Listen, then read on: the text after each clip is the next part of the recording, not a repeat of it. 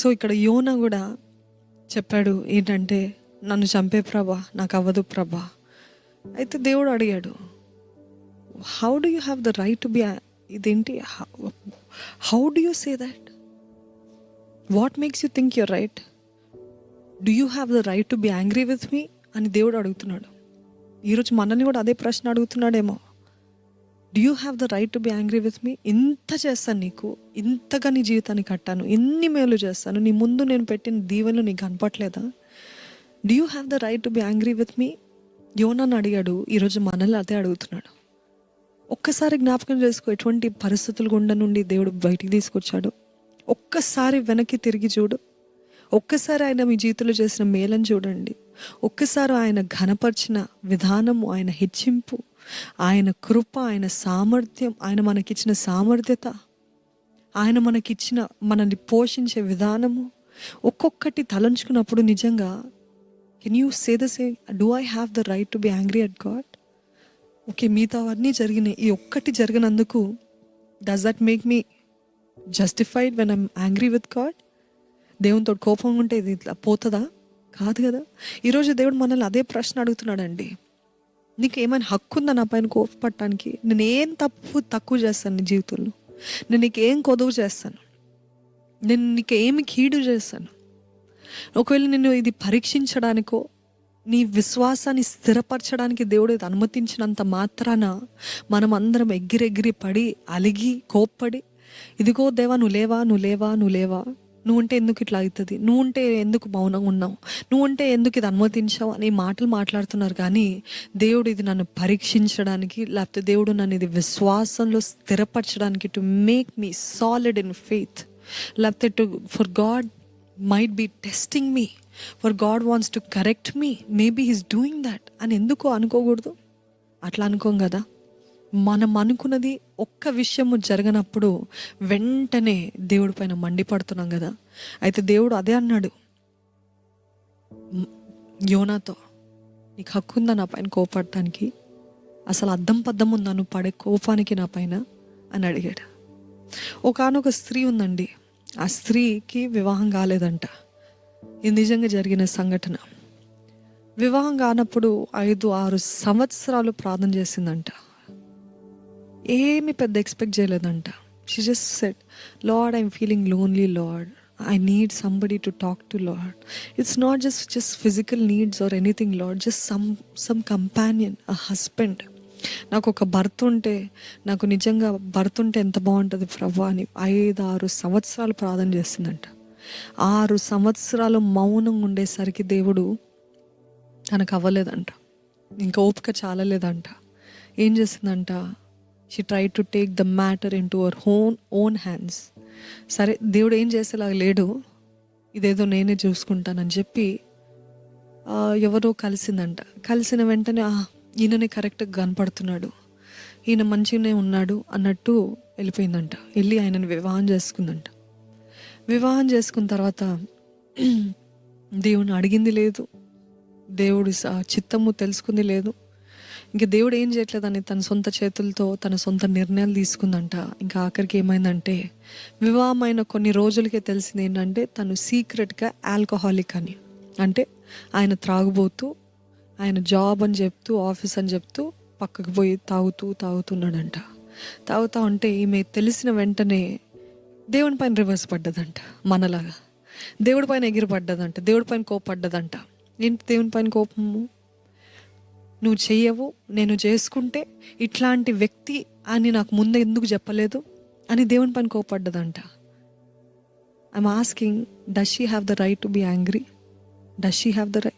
Because she took the matter into her own hands, she made the decision, she made everything, and she was telling God అంట, ఏం చెప్తుందంట, ఈయన ఇట్లాంటి వ్యక్తి అని నాకు ఎందుకు ముందే చెప్పలేదు, నన్ను ఎందుకు ఇట్లాంటి వివాహాలకి, నీకు తెలుసు కదా ముందే అన్నీ జరగకముందే ఎవరు ఎటువంటి వారు, నువ్వు ఎవరు omnipotent God, no you know everything, you know omniscient God, so you know everything, why couldn't you tell me అని దేవుడి పైన మండిపడ్డదంట. How foolish, just like many of us today. మనము సొంత నిర్ణయాలు చేసి, మనము తప్పుడు కార్యాలు చేస్తూ, మనము దాని పరిణామాలు అనుభవిస్తున్నప్పుడు మరలా దేవుడి పైన తిరగబడతాము, దేవుడి పైన మండిపడతాము, దేవుడి పైన అలుగుతాము, దేవుడి పైన కోపడుతున్నాం. అయితే ఈరోజు మిమ్మల్ని అడిగే ప్రశ్న ఏంటంటే, do you have the right to be angry at God? Do you have the right? Because many of the situations, many of the sufferings that we are facing is because of our own foolishness, our own decisions, our own haste. మన తొందరపాటు, మన నిర్ణయాలు సొంత చేతులతో పాడు చేసుకోవడమే. దాని తర్వాత మరలా నువ్వు లేవా, నువ్వు చేయవా, దేవా నువ్వు చూడవా. ఆ రోజు యోనాని అడిగాడు దేవుడు, ఈరోజు మనల్ని అడుగుతున్నాడేమో, నిజంగా కోపడటానికి అసలు ఏమైనా అర్థం పద్ధం ఉందా? అసలు ఎందుకు కోపడుతున్నావు? నువ్వేదో ఆవేశాలు చేసిన దానికి ఎందుకు కోపడుతున్నావు? ఒక కపుల్ ఉన్నారంట.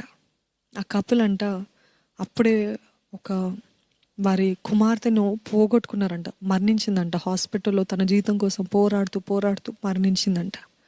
అప్పటి వరకు చర్చ్లో పెద్దలు అన్నిట్లో హుషారుగా ఉండేవారు. ఎప్పుడైతే కూతురు మరణించిందో, దేవుడు ఉంటే ఇట్లా ఎందుకు జరగాలి? మేము ఆయనకి నమ్మకంగానే సర్వ్ చేస్తున్నాం కదా, మేము ఇంత నమ్మకంగా ఉంటే ఆయన ఇంత ఘోరం చేస్తాడా మాకు అని చెప్పి, దేవుడు లేడు, దయ్యం లేడు, ఏది లేదు, అసలు ఈ భక్తి అంత వ్యర్థం అంటూ ఇంకా ఇద్దరు మొత్తానికి దేవుని విడిచిపెట్టి వెళ్ళిపోయారంట. సేవ లేదు, పరిచర్య లేదు, ఏం లేదంట.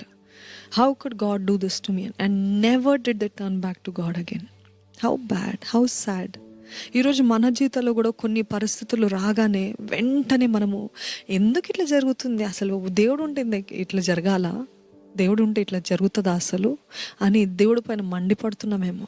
జాగ్రత్త. ఆ అబద్ధము, ఆ కోపము కొద్ది క్షణమాత్రపు కోపం ఉండి, లేకపోతే కొంతసేపు కోపం ఉంటే పర్వాలేదండి, కానీ దానే నెమరు వేసుకుంటూ దేవుడు చేయలేదు, దేవుడు ఎందుకు చేయలేదు, దేవుడు అదేమవుతుందంటే అపవాది సందులాగా తీసుకుంటాడు. అపవాది ఒక లూప్ హోల్ లాగా తీసుకొని ఏం చేస్తాడు తెలుసా? దేవుడు అన్యాయం చేసే దేవుడు పక్షపాతి, దేవుడికి దూరంగా ఉంటేనే బెటర్ అని మనల్ని అంతకంతకు దేవుని దగ్గర నుండి దూరం చేస్తూ భయంకరమైన జీవితము, పాడైపోయిన జీవితము. డేవిడ్ ఫ్లడ్ జీవితం ఎలాగైపోయిందంటే 40 సంవత్సరాలు ఆల్కహాలిక్గా, త్రాగుబోతుగా జీవితం అంతా నాశనం చేయటం కాక తన కుమారుని జీవితం కూడా నాశనం చేసి 40 సంవత్సరాలు దేవుని పైన చేదుతో. It is destructive. When you are angry or when you are bitter at God, it is destructive. It is నాశనం చేస్తుంది మీ జీవితాన్ని. జాగ్రత్తగా ఉండండి, నాశనం చేస్తుంది. దేవుడు కొద్ది కాలం అర్థం చేసుకోగలుగుతాడు, ఎందుకు కోపడుతున్నావు దేవుడు అర్థం చేసుకోగలుగుతాడు. కానీ ఆ కోపం అలానే కొనసాగించారనుకోండి, దేవుడు ఇంకేం చేయడు. ఎన్నిసార్లు దేవుడు ప్రయత్నించినా, మాట్లాడాలని ప్రయత్నించినా, మీతోటి తన హృదయాన్ని పంచుకోవాలని ప్రయత్నించినా, మీరు అనుమతించకపోతే the devil will take over, the enemy will take over. అపవాది తీసుకుని, అధికారం తీసుకుని ఏం చేస్తాడంటే ఆ అబద్ధాల్ని మ్యాగ్నిఫై చేసి, అవును correct, God is not just అంటూ మనని దేవుని నుండి దూరం చేస్తూ మన జీవితాన్ని సర్వనాశనం చేస్తాడండి. ఈరోజు ఎంతమంది జీవితాలు మేము చూడట్లేదండి, దేవుడి పైన కోప్పడి దేవుడి నుండి దూరంగా వెళ్ళిపోయిన వారు జీవితాన్ని సర్వనాశనం చేసుకున్నారు. ఒక పాస్టర్ ఉన్నారంట. పాస్టర్ తన భార్య ఒక రెస్టారెంట్కి వెళ్ళారంట తినటానికి. ప్రతిసారి అదే రెస్టారెంట్కి వెళ్తారు. ప్రతిసారి ఒక స్త్రీ ఉంటుందంట. ఒక స్త్రీ వచ్చి ఎప్పుడూ తన బాధలు చెప్పుకుంటూ ఉంటుందంట. ఎప్పుడు చెప్తూనే ఉంటుందంట తన బాధల గురించి. అయితే ఎన్నిసార్లు వచ్చి అదే సేమ్ స్టోరీ, అదే. ఎంతమంది మీరు చూసారో లేదో నాకైతే తెలియదు, నేను చాలామందిని చూశాను. ఎన్నిసార్లు ఆ వ్యక్తిని కలిసినా, వాళ్ళ జీవితంలో జరిగిన అన్యాయము, వాళ్ళ జీవితంలో జరిగిన కష్టము ఎన్నిసార్లు కలిసినా, ఒక 40-50 సంవత్సరాల క్రితము సంగతులు మరలా చెప్తూనే ఉంటారు. అసలు వేరే టాపిక్ ఉండదు, వేరే మాట ఉండదు. ఒకవేళ మీరు అట్లున్నారో, లేకపోతే మీకు తెలిసిన వాళ్ళు అట్లున్నారో, చాలా తప్పైన మనస్తత్వం అది. ఎందుకంటే ఇంకా మంచి రాదు. ఎప్పుడు చూసినా నా జీవితంలో ఏ చేదు జరిగింది తెలుసా, పలానా 2001 ఇయర్లో ఏం జరిగింది తెలుసా, లేకపోతే 1984లో ఏం జరిగింది తెలుసా అంటూ చెప్తూ ఉంటారు. Don't let bitterness overtake you. Don't let past keep on pricking you. Don't let unforgiveness వద్దండి. అయితే ఈ స్త్రీ వచ్చి తన జీవితంలో జరిగిన ప్రతి కష్టము, ప్రతి బాధ, ప్రతి వేదన చెప్తూ ఉందంట. ఇంకా పాస్టర్ విసిగిపోయి, పాస్టర్ తన భార్య ఉందంట. ఆ పాస్టర్ భార్యకి ఈవిడ కంటే ఎక్కువ శ్రమలు, 26 సర్జరీస్ జరిగింది, ఎంతో అనారోగ్యము, కానీ ఎప్పుడు కూడా కంప్లైంట్ చేయలేదంట. కానీ ఈ స్త్రీ మాత్రము ఆమె అనుభవించిన బాధలు ఒక 10-20% అనుభవించింది అంతే. సో దాని గురించి చెప్తూ కంప్లైంట్ చేస్తూ ఉంటే ఇంకా పాస్టర్ అన్నాడంట, ఐఎమ్ అ పాస్టర్, నేను ఒక సేవకుడిని, నీకు తెలుసు కదా. సో నేను నా భార్య నీ బాధ గురించి, నీ వేదన గురించి మేము ప్రార్థన చేస్తాము అని చెప్పాడంట. చెప్పిన వెంటనే ప్రార్థన ఏం అక్కర్లేదు అని చెప్పి వెళ్ళిపోయిందంట. She walked away. So all that she wants to do is she wants to be bitter. చేదు, ఆ కోపము, ఆ చేదు, ఆ నొప్పి ఎవరు ముట్టకూడదు. ఈరోజు మన జీవితంలో కూడా బాధపడకమ్మా, లేకపోతే ఒక పాయింట్, లేకపోతే దాని నుండి బయటికి తీసుకురావడానికి మనము నచ్చజెప్పి కన్సోల్ చేసి అది చెప్తే people are not ready to let go of their pain. They'll say, I will complain, I will keep on telling, you listen. You don't try to lecture me. Everybody wants to feed their pain, feed their hurt, keep on protecting. ఒక పక్షిను మనము protect చేస్తే ఎట్లా protect చేస్తామండి? ఒక బిడ్డని ఎట్లా కాపులా కాస్తాము, అదే రీతిగా చాలామంది వారి గాయాన్ని, వారి నొప్పిని కాపలా కాస్తున్నారు. ఎట్లా కాపలా కాస్తున్నారంటే అది వాళ్ళ గుండెలోనే ఉంచుకుందామని. అది ఎవ్వరు ముట్టకూడదు, ఎవరు తీసేయడానికి ప్రయత్నించకూడదు, దేవుడికి కూడా అనుమతి ఇవ్వరు. ఆ నొప్పి గురించి, దేవా నా నొప్పి, you're worshipping your pain, you're worshipping your hurt, you're worshipping what went wrong with you in your life. Come out of it. You have to say, no, it's enough, I'm done. I will let God deal with this. I will let God heal this. Give your wound to God. Give your hurt to God. He's the only one who can heal you. Give your pain to God. He's the only one who can do anything about it. చాలామంది ఎట్లా అయిపోయిందంటే ఆ నొప్పి నుండి ఎవరు బయటికి తీసుకురావడానికి ప్రయత్నించినా వాళ్ళు శత్రువులు అయిపోతారు. You're constantly taking care. ఏదో ఒక కుక్క పిల్ల ఉందనుకోండి, ఆ కుక్క పిల్లని ఎప్పుడు చూసినా రుద్దుతూ ఉంటారు చూడండి. ఓ నా కుక్క పిల్ల ముద్దాడుతూ ఉంటారు చూడండి. ఎంతగా పట్టించుకుంటారు, తిన్నావా తాగవా. అట్లాగా ప్రతి ఒక్కరు కూడా చాలామంది వాళ్ళ గాయాన్ని, వారి నొప్పిని, నా నొప్పి, నా వేదన, నా శ్రమ, నా చేదు, నా జీవితము అంటూ వారి నొప్పిని they're protecting, they're taking care, they're feeding the hurt, they're feeding the pain.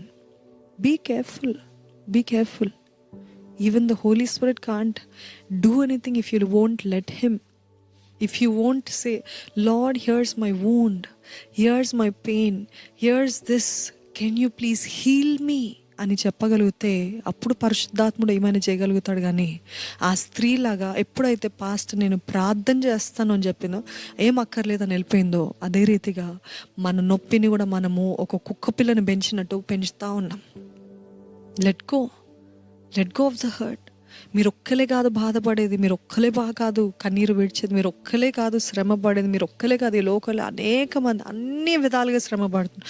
గొప్పలేంటి, ధనవంతులేంటి, పేదవాళ్ళేంటి, middle class ఏంటి, అందరూ ఏదో ఒక ఏరియాలో everybody suffers somewhere. Everybody has some kind of suffering in their life. So don't try to keep feeding your hurt, feeding your wound. నేను మీ నొప్పి లేదు, మీ బాధ లేదు, మీకు ఇబ్బందులు లేవని చెప్పట్లేదండి. ఇబ్బందులు ఉన్నప్పుడు దేవునితో చెప్పండి. యేసు ప్రభు చెప్తాడు కదా, cost all your cares upon me for I will care for you. నీ చింత యావత్తు నా పైన మోపండి, నేను చూసుకుంటాను, నేను సరి చేస్తాను.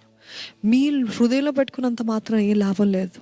మీ హృదయంలో అంతవరకు ఎటువంటి కార్యం జరగదు. ఇంకా చేదు పెరుగుతుంది, ఇంకా అపవాదికి ఫుట్ హోల్డ్ వస్తుంది. Be careful. దేవుడు అన్నాడు, మీ చింత యావత్తు మిమ్మల్ని ఏది బాధపడుతుంది. ఎవరైనా బాధ పెట్టారా, దేవునితో చెప్పు. ఎవరైనా మిమ్మల్ని మాటలు అన్నారా, దేవునితో చెప్పు.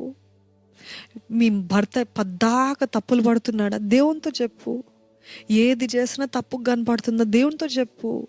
ఎవరి వల్ల అయినా ఇబ్బందులు కలుగుతుందో దేవునితో చెప్పండి. మీ చింత యావత్తు మొత్తము నా పైన మోపండి అన్నాడు దేవుడు. Cost all your cares upon me.